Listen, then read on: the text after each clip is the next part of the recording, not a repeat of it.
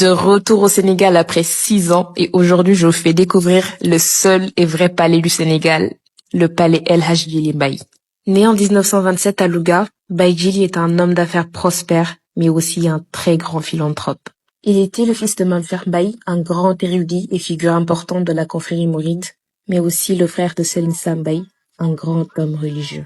Ce palais est un édifice emblématique construit dans les années 70, mais inauguré en 1979 lors de la période du Maouloud. Il s'étend sur plusieurs hectares et se distingue de par son architecture majestueuse, mais aussi ses matériaux luxueux, notamment le marbre gris. Le palais comprend plusieurs bâtiments, dont un petit palais, un grand palais, une mosquée et des mausolées. Là, nous nous trouvons dans le petit palais et dites-vous qu'on en a déjà l'eau à la bouche tellement c'est magnifique. On retrouve plein d'objets d'antiquité, des tapis faits à la main, et quasiment tout ce qui brille est de l'or ou du cristal.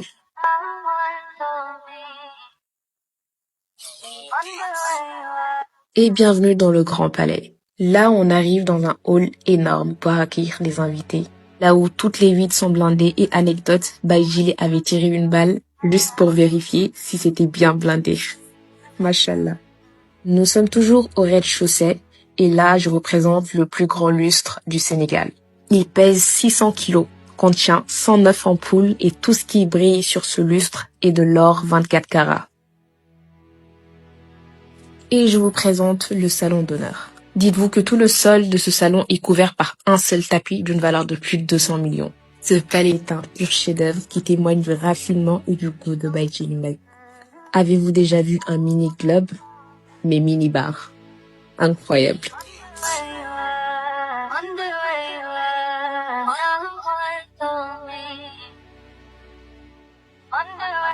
Et bienvenue dans la grande salle de réunion, toujours avec un grand tapis incroyable et des chaises en soie, tissées avec du fil en argent. Direction le premier étage.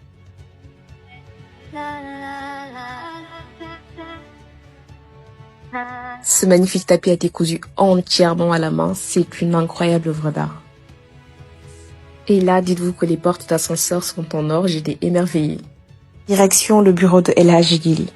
Décoré par un magnifique tapis en persan d'une valeur de 20 millions, ainsi qu'un magnifique cendrier en cristal et des livres coraniques. Bienvenue dans le grand salon fait avec un style italien et dites-vous qu'il y a même une fontaine au milieu. Pendant ce temps, il y avait un petit oiseau qui faisait sa vie. Place au deuxième étage maintenant. Là, on est accueilli par une pierre de malachite, connue pour sa particularité spirituelle, son énergie apaisante et réconfortante. Au deuxième étage se trouve le salon marocain, avec des marbres pleins de 60 kilos chacun. Plus j'entends notre guide parler et plus je me rendais compte de l'homme élégant qui était El Hadj Djily. Et enfin, on arrive au troisième étage, je pouvais pas m'empêcher de sourire tellement j'étais émerveillée. Et dites-vous que là, je touche des béliers en or. On est accueilli par la sourate al-Fath, mashallah. Inna fatahna laka fathan mubina, liyaghfira laka Allah ma taqdama min dhanbika wa ma ta'akhkhar. Je vous présente Adja Ndeye Sokhna Camara, la dernière épouse de El Hadj Djily qui nous a quittés il y a 3 mois.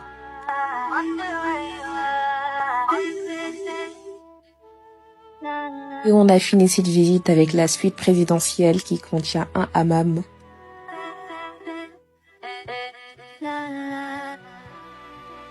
Une salle de bain incroyable dans laquelle chaque détail compte.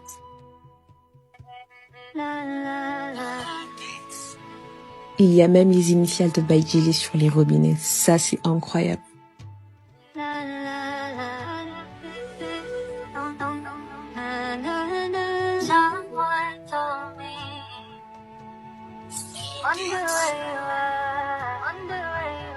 Dites-vous qu'il y a même des fils d'or et d'argent sur le tapis. On a également eu la chance de voir un Coran et même de l'ouvrir, mashallah. Bien évidemment, on avait nos ablutions.